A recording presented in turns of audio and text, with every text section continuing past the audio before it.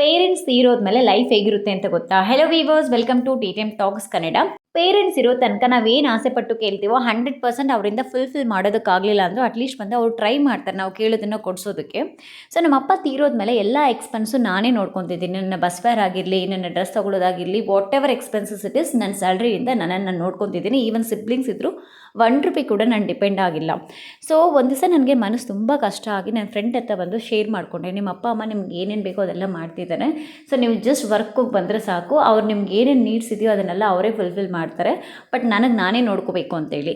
So ನನ್ನ friends ಏನು ಹೇಳಿದ್ರು ಗೊತ್ತಾ ಆ ಟೈಮಲ್ಲಿ, ಇದನ್ನು ನೀನು ತುಂಬ ಪಾಸಿಟಿವ್ ಆಗಿ ಥಿಂಕ್ ಮಾಡಬೇಕು. ಬಿಕಾಸ್ ನಿನಗೆ ಈ ವಯಸ್ಸಿಗೆ ನಿನ್ನ ಲೈಫಲ್ಲಿ ಎಲ್ಲ ಅಪ್ಸ್ ಆ್ಯಂಡ್ ಡೌನ್ಸು ನೋಡಿದೀಯಾ, ಅದಕ್ಕೋಸ್ಕರ ಫ್ಯೂಚರಲ್ಲಿ ನಿನ್ಗೆ ಯಾವುದೇ ಅಬ್ಸ್ಟ್ರಕಲ್ಸ್ ಬಂದರೂ ನೀನು ಈಸಿಯಾಗಿ ಅದೇ ಹ್ಯಾಂಡಲ್ ಮಾಡ್ತೀಯಾ, ಇದು ನೀನು ಪಾಸಿಟಿವ್ ಆಗಿ ಥಿಂಕ್ ಮಾಡು ಅಂತ ಹೇಳಿದರು. ಸೊ ಇದೇ ರೀತಿ ನಂತರ ಎಕ್ಸ್ಪೀರಿಯನ್ಸ್ ನೀವು ಫೇಸ್ ಮಾಡಿದ್ದೀರಾ ಅಂತ ಹೇಳಿದ್ರೆ ಕಮೆಂಟ್ ಸೆಕ್ಷನಲ್ಲಿ ತಿಳಿಸಿ. ನಾವು ನೆಕ್ಸ್ಟ್ ವಿಡಿಯೋದಲ್ಲಿ ಭೇಟಿಯಾಗೋಣ.